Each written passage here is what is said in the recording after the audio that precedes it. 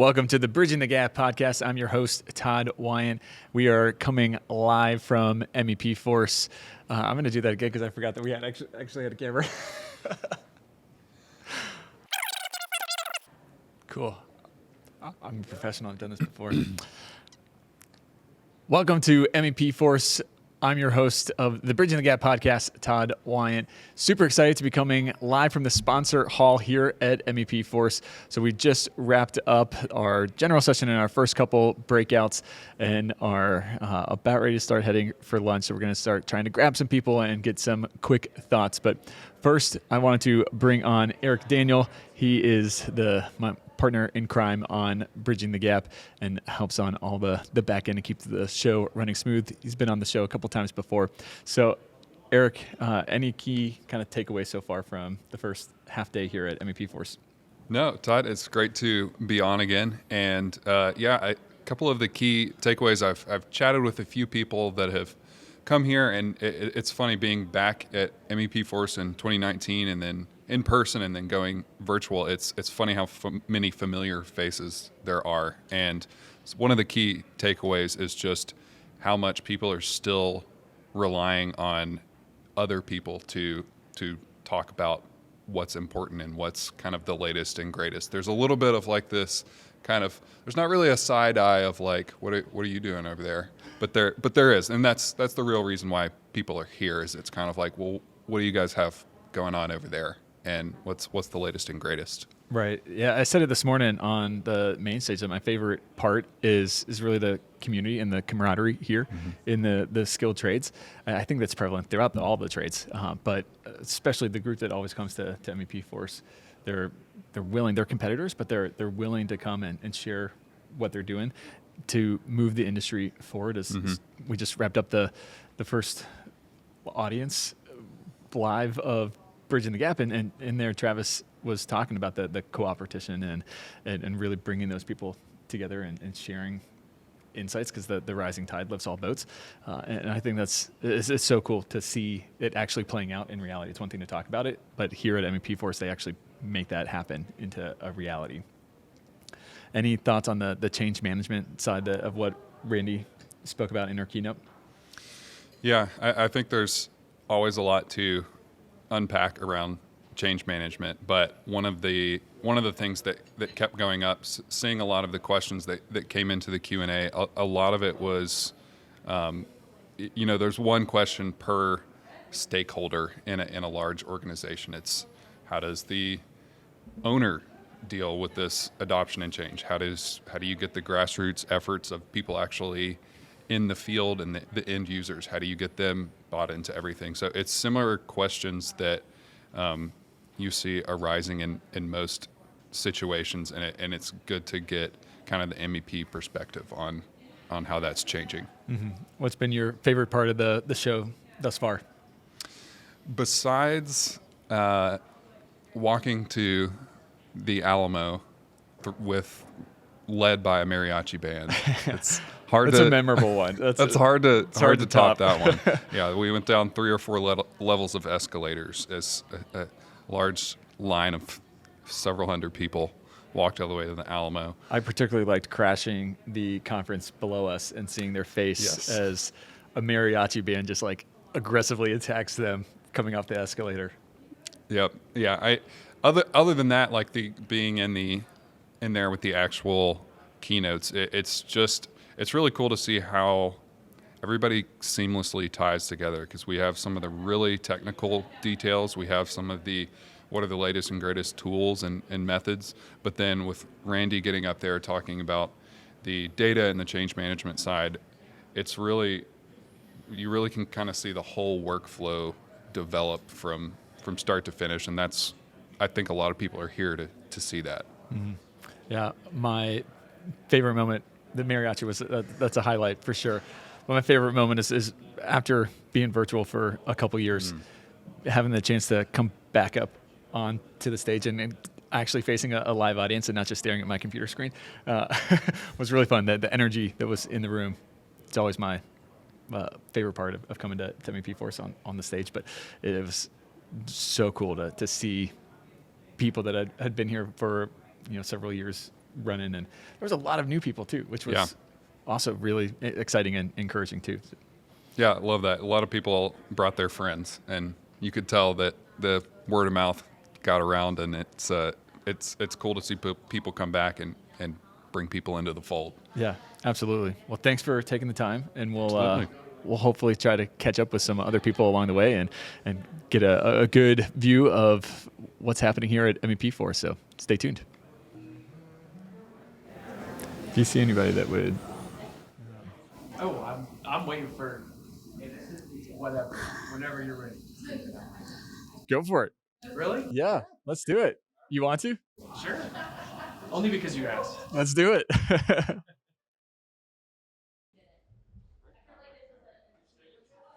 I'm Todd. Steve. Nice to meet you.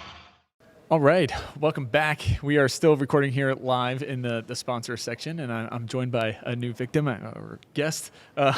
So tell us who you are and what Sure. you do and why you came to MEP Force. Yeah, so I'm Steve Smith. I'm with the Nemetscheck Group. That's the parent company of Bluebeam, among other brands in the construction industry. I'm excited to be here to just experience what MEP Force is. This is my first time here. Well, welcome. And yeah, thank you. Yeah, it's been quite an opportunity for me just to interact with folks and attend sessions that have been pretty enlightening. Yeah, very good. Yeah. Any kind of takeaways so far from the keynotes and then the 2 rounds of breakout so far? Well, I really like the idea of change management because as we think about technology and it being adopted throughout the construction industry, it really is a story about changing behaviors and workflows to fit Sure. more modern efficiencies, right? Because we want people to take advantage of new technologies that are going to make their lives better. Right. And so to do that, they've got to change. Right. What hurdles are you seeing on that front? Because, the rap on the construction industry, I think it's arguably not true, but Yeah. the rap is that they're resistant to change and they don't want to kind of innovate. What do you see as the hurdles there, and how do you see the industry? I'm kind of with you. I think that people are resistant to change. Right, that's true. It's not necessarily Change is not fun. Right. It's not necessarily the construction industry. It's people Right. who are resistant to change, and I think that there has been I guess a negative vibe about technology is not good with construction. If you talk to any customer, you ask them, well, what's your tech stack? That's one of the first questions we ask. Right. So they're all using technology. Sure. Right. So we talk about technology adoption being low in construction, but then the next words out of our mouth are, okay, what do you use in your tech stack? Right. And so I think that as we look around harmonizing some of those older, antiquated approaches, we do have a journey. But I think that we do at the same point have to pat ourselves on the back every now and then and say we're getting better. Right. As you kind of benchmark how things have gone, even in the last 3 or 4 years. The innovations that are coming out, the new companies, the new startups that are in the context space, it's just starting to really explode like a flywheel. We're starting to see a lot of things moving, and it's an exciting place to be. Yeah, no, absolutely. I think also too, a thing to keep in mind on the embracing and adopting technology front is, quite frankly, the technology hasn't necessarily been game ready for Right. construction. Now we're starting to reach that critical mass Right. on the technology stuff, and there's more investment coming into the space for sure. Yeah. But now it's getting kind of prime time ready. In construction, they like to kick the tires before they really go full scale and implement and adopt something. So That's for I sure. think we're getting there. Right. Anything looking forward over the next couple of days, or kind of things that are popping up in conversations that you're looking forward to? I'm just looking forward to being here and just being able to absorb and learn more from the industry. It's a great event. Been able to kind of figure out a few new things, couple new insights, and so I'll continue that trend for the time that I'm here. Yeah. Awesome. Well, how do people find out more information and connect with you? Sure. So if you want to link into me, I'm on LinkedIn. Steve Smith. It's a very common name, but if you put in Nemetscheck in there, you can probably There's find a me doubt pretty so. easily. Yeah. Yeah. So you're welcome to look there, and obviously a lot of our brand information is found under the Nemetscheck Group's homepage, including Bluebeam. Yeah. Any new? Bluebeam just went to the cloud, so that's exciting. How is that roll up in and really impacting the MEP's trades more specifically? Well, Jim at Evolve has been working with me. We're both often in the Atlanta area, so I live in Atlanta, and he's Okay, there as likewise. well. Okay, awesome, even better. So we got ATL, another gotta Atlantan. represent. That's right. Spectacular. So yeah, he's taking me around to customers, and it's been he's been very gracious to kind of bring me in and have me talk to some of them. And as we look at this Bluebeam approach to what's happening with our cloud and just how we run our business is completely different. Yeah. And we're trying to modernize and make it easier for our users to get to their project data better, and that obviously means moving it to the cloud. We're starting that journey. We made huge efforts over the last, particularly Bluebeam did over the last 18 months or so, and now it's culminated in this launch. So we see additional insights and improvements coming in from customers as we kind of iterate and improve that product. But it's great. It's great now, and we're only going to make it better. Yeah, that's awesome. Very cool. Well, thanks for taking the time. Yeah, my and pleasure. stopping by. Cheers. Yeah, Yeah. absolutely. All right, so I am joined by Mark Oden, a favorite guest of Bridging the Gap. He's been on a couple times before. But Mark, for those who may not be as familiar with you, can you tell us a little bit about yourself and BIM Designs? Sure. Thank you, Todd, so much for having me. I always appreciate your support and being such partners that we are. So thank you very much. I'm Mark Oden. I'm the CEO of BIM Designs Incorporated. We're a union-based 3D modeling services company for the MEP trades.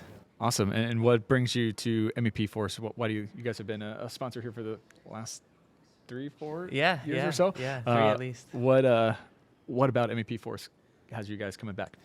Well, the knowledge transfer that you provide, the community that you build, and then the talent that you attract, the customer base that you attract is exactly who we want to speak with. Yeah. Any kind of key takeaways so far? Half a day. Yeah, to halfway in. MEP Force. Well, it's been a deluge of information. It's actually been wonderful. The production value is really high. I loved Randy's talk. She's an incredible person, and she really brought her best today. So she in helping teach change management through the example of through an example that we can all relate to, was really wonderful. Clay Smith talking about the Evolve roadmap and teasing into what that looks like when Clay Freeman talks about that later. I just came out of my presentation, so I'm high adrenaline from that. How'd it go? Oh, it went really well. Yeah, great attendance, great participation, great feedback.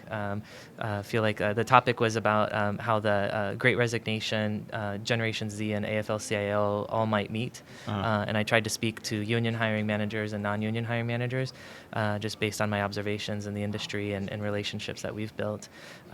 So how do you, obviously there's a skilled labor shortage. How do you bring in the Generation Z into construction to make it an environment that they want to be part of? Yeah. The thesis of the conversation was that if we look at the guideline of maybe Maslow's hierarchy of needs, where you look at the physiological needs and safety needs are at the base, and then you look at self-esteem being the highest, that we as hiring managers have to look at Gen Z as knowing that they already have their physiological and safety needs met through the families that they've built and the communities that they've built. So what they're looking for out of the work that they offer is something that it's greater than what they do. So they want to live the life that they want to live. Not all of them are aiming for the C-suite. Most are aiming for, hey, I want to get paid enough that I can have a good work-life balance. So us as hiring managers understanding that they want to Gen Z wants that out of life. They want that work-life balance, but also understanding that they have their base level needs met, and they want to aim higher. What is the company doing for inclusion and diversity? What are they doing for sustainability? Like those questions, Gen Z really wants to know before they make their career choices. Yeah, this is a soapbox topic of mine, and admittedly I'm biased coming from my marketing side, but I think that there's a marketing problem in construction, especially reaching out to Gen Z. The construction industry as a whole does a pretty bad job of telling the story and reaching that audience and making it appealing to come into construction. So how do you see it, how do you really turn that tide to make it appealing, and not just for Gen Z, but on the construction side and the executive side, getting the investment and getting the time and attention to make that a priority to bring in the next generation. Yeah, and we really have to help Gen Z see the vision of what we're doing. When we build a hospital, we're saving lives. When we construct a hospital, we're saving whatever element you are in that process, whether you're the project manager, the project engineer, the detailer, the guy, the detailer, the journeyman in the field. We are all building something for the greater good.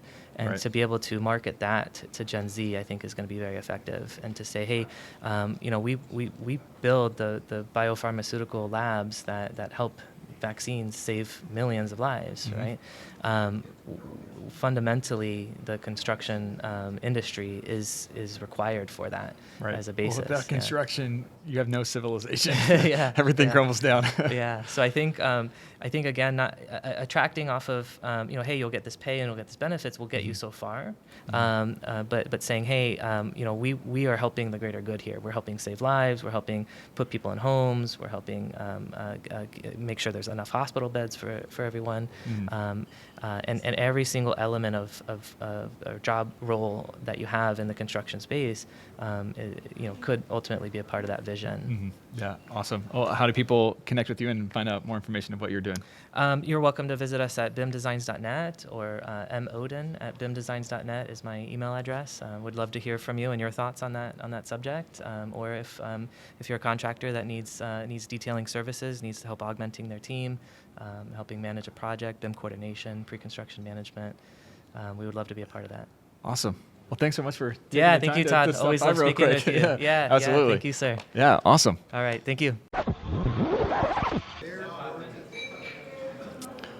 All right, hold on. Okay, what are you doing? There was a weird thing just floating there. Wait, hey man, can I see it? Yeah, no worries. Can I see how we look? All right, that's the best I can do. Alrighty, so we are back in the sponsor hall here at MEP Force, and I'm excited to be here with the new man behind MEP Force, doing all the heavy lifting, giving me the ability to sleep during this event. So Did you notice the size of his smile as he was saying that? now my eyes are actually open this year instead of at this point in years prior of like ready to fall asleep. So, Stephen, for those who don't know you, who are you and Stephen what you doing? Gressick, founder of GeForce Global Marketing. It's our first year. We're a marketing and events company.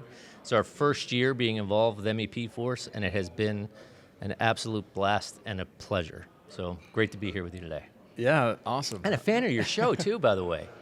I mean, this now is you're an actual. We have an just actual. sucking up. Well, it's an actual celebrity here that I'm on. I see Todd. We walk around the halls, and it's like, oh, there's Todd. Oh, there's Todd. And I'm like, wow. Yeah, I usually get the voice recognition on. They don't know my face. I don't know. You were a pretty popular guy around here. Your voice sounds familiar. No, you're a pretty popular guy around here. Okay, So, am I podcasting voice or am I in my regular tired voice? I've been getting both. I've gotten both. No, but it's been great. It's been great to be here. So we're the ones that help produce the event for everybody. So what's been one of the biggest learning curve coming into learning about the MEP space and the trade community here? Yeah, that's a great question because, again, we're marketing and event people. And so from our perspective, we love this stuff. We live and breathe this stuff, and we help a lot of different clients. We're not industry people. We're not construction people. We're not contractors. So that's where we really relied on you and David and some of the other folks here to help us to learn the industry. And honestly, it was a lot. I mean, when we started getting all the Revit and BIMs and, it was... It's a whole other language. It's a whole other language. And I was like, Todd, please stop talking in, acronyms and just, tell me, what does that mean? And so that, I think, was the biggest learning curve for us. But having the kind of dialogue that we had with you folks, it made it real easy. And we were making sure we had the right tone, the right messages, the right kind of events. Hopefully we had a good time at the Alamo last night. Do you remember the Alamo, Todd? I do remember the Alamo Good, very man. strongly. There's a few that didn't, I think. I got my There's rallying cry. Yeah. I've been telling people one of my favorite parts so far is you set a bar very high right out the gate of crashing another party with a mariachi I band love coming that. off the escalator. Seriously, I do get a little pleasure from that. I do. I really got a lot of probably sick pleasure. Yeah, no, same. I coming share down that. and being like, Yep. No, I get like that. seeing your stunned faces. Yeah, no. And I also enjoyed, as we're walking down the street, and all the people that are getting out their iPhones Yeah. and taking video of as we're being led down Right. street by a band of Like, this all is very female MEP of us. mariachis. All female Yes. mariachis, by the way. That Do was you like great. that touch? I did. All right, there you go. And the lights, I mean, you got the rain to clear and perfect just for us to go into the Alamo. Yeah, for the outdoor. absolutely. No, that was great. Actually, you did that for me. I said, Todd, just, if you said anything I do to help, Snap I my said, fingers. just Yeah, clear yeah. that up. And so, no, it did. And we honestly, we were sweating that one a little bit, but, it worked out perfect. It could not have been better. Yeah, it was a perfect night. Yeah, absolutely perfect night. So, no, very, very pleased. Nice. Seeing it all come together, it's one of my favorite parts of when lights come on and everything's there.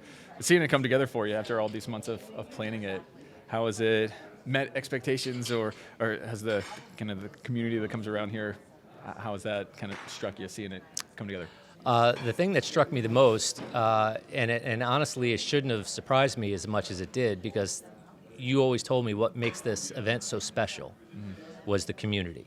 The coming together of these people. Yeah. They're peers. We're competitors, but before that, we're peers and we're friends. Right. And the bonds that people had. And I listened to that, and that's why, honestly, when we created events and tried to create experiences, it was all based on how can we enhance that, not create those types of connections because they already exist, Right. but how can we create an environment to enhance that? So that was the whole mode behind that.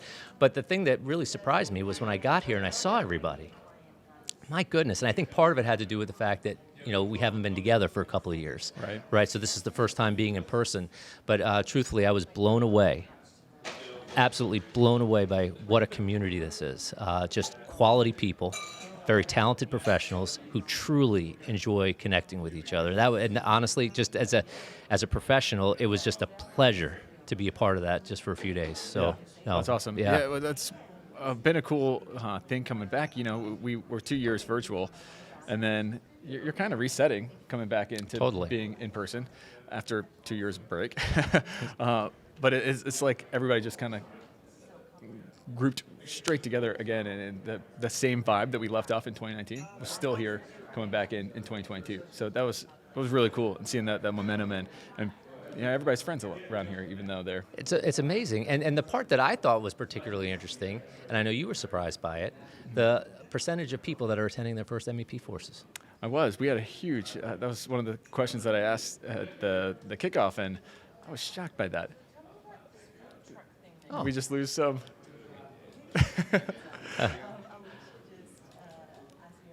I guess they've had enough of us, That's Todd. right. The lights are out now. And They're done with Steven. Wait. Hey, where'd everybody go? Thanks so They're much. all gone. That's a wrap. Hey!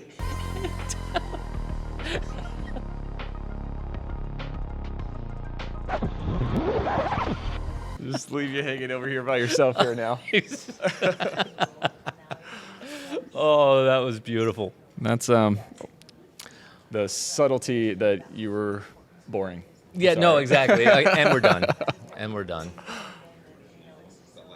But truthfully, buddy, that was it struck me, and I think I was thinking, a lot of it did have to do with the fact that people were not together, like we were away, Yeah. and then we came back, but like it is that there's real bonds here, and the part that was interesting to me is that now that we have over 60% of the people are first-time MEP Force attendees. So now that's all new blood into this community, that's getting a taste of this and wanting to be a part of it. I think it's a tremendous opportunity to grow it from there, because hopefully the people that were away can be encouraged to come back, and then it just continues to grow.